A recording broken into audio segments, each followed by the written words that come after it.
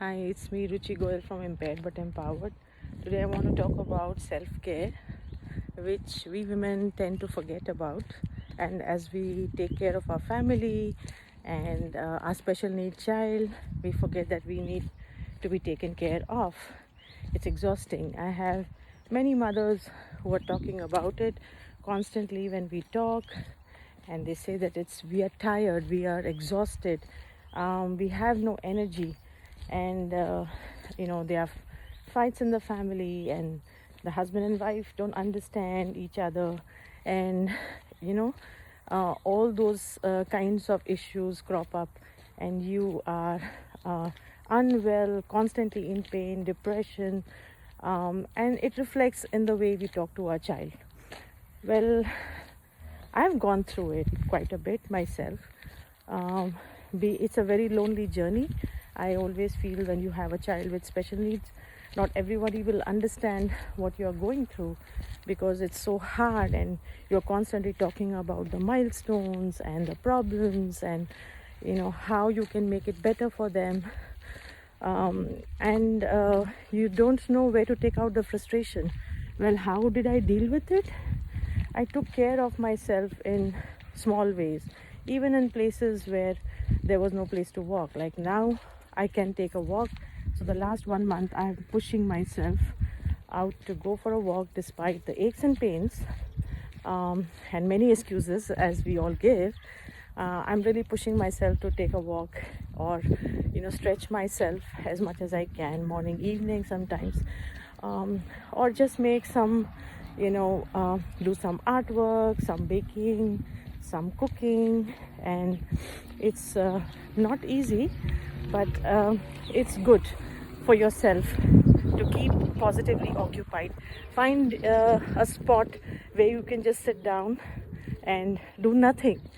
Watch a television show and not listen to it, really. Don't follow it. I would do that very often after a full day with Prisha when she was a little girl. I would be so exhausted that I had no energy for myself. I would just sit down in front of the television, and the silly serials would go on, and I would doze off. But that helped my mind to kind of, slow down, and then I would just get up and go to bed. At the moment, I'm doing a lot of other things, and people often ask me, how do you multitask? How do you stay happy? It's not easy. You have to condition yourself every single day. No, I'm not going to let this bog me down. We have issues with Prisha coming to grade 12, her emotional and physical health, her stresses. But what is very important is that we as a family and we ourselves have to pull this up and make sure that this works.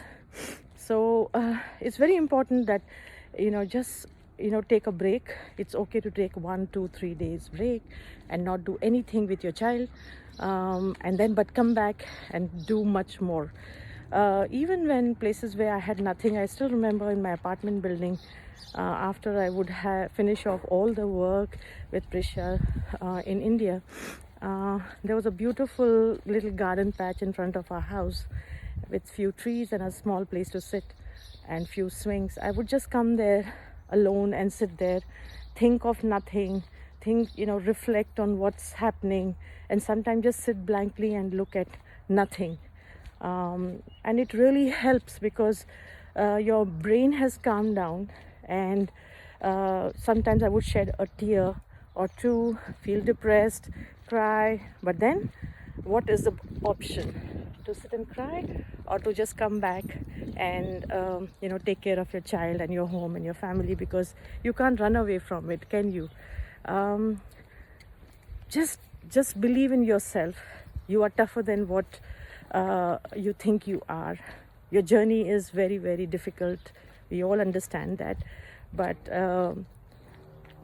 every mother that I talk to, I always tell her the same thing, that if you are happy, if you are motivated, you will motivate your child. If Prisha is motivated today, very happy, excited, it's because I try and really pull myself together, find things to grow each and every single day. even when I was in Pune, India, and I would be doing these therapy lessons, taking care of family. I had no time. I had no time to even eat. I was having severe acidity and bloating. But then I would just figured out ways to take a 20-minute walk, catch up with my friends. A friend would just, they would just come down once in a while. One of them would bring a cup of tea, and then we would sit and chat once in a while, which was not very often. Then I would talk to mothers, listen to their stories, the new mothers, and help them sort out whatever I could help out with till they join Alka Ma'am. So, baking, cooking, trying out new recipes, listening to some songs that you like. If you like meditation, go ahead. For me, meditation is in my baking or helping out a mom. For me, that is really a motivation to do something and keeps me positive. So don't give up on yourself.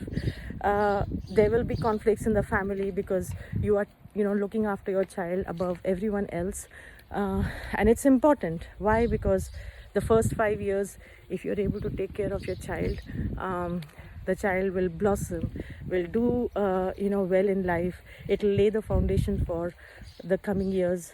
But the family can be taken care of. They are big people. They can be taken care of anytime. So don't forget to take care of that child with special needs. Sometimes you have to let go of the people's little special needs, like, oh, my coffee wasn't on time, the lunch is not very yummy, it is not a gourmet style meal, or the clothes are not ironed. It's okay.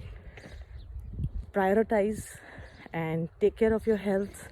Stay strong, stay motivated. I hear you, because I've been in that journey. I may smile and look absolutely happy and sorted, but no, I've been through my lows and depressions and loneliness, and even today I deal with so many issues, personal issues. But I've learned that in the process, if you are sad and lonely and depressed, and it shows and you just kind of think about it, that part of your life grows. And if you decide, take on opportunities, push your limits, creativity will happen, and you will find new avenues, new ways to be happy. You'll make friends, and you may lose friends, because they don't understand your journey at all. They feel, oh, all the time you're talking about your special needs and your special need parents, and you're talking about this therapy, and they will just not be interested anymore. It's okay, because at the end, it's this special child that you have to take care of. It's this special child you have to make them independent, and it's this special child who really needs you at this moment. So take this pressure off, and be happy that you have a chance to make something better in a child's life. It's a different journey, it's a difficult journey, but you will pass it. And someday, when you're sitting on your rocking chair, or you're when you're old and you're watching your child blossom, you will thank yourself that you pushed that extra mile, extra efforts you put in, because it will show, and it will be very satisfying. We are not going to be there forever for them, so let's make it worthwhile. So take care, walk, meditate, sing. These days I just go for long walks and sometimes just sing in the open, or say a few mantras to kind of calm myself.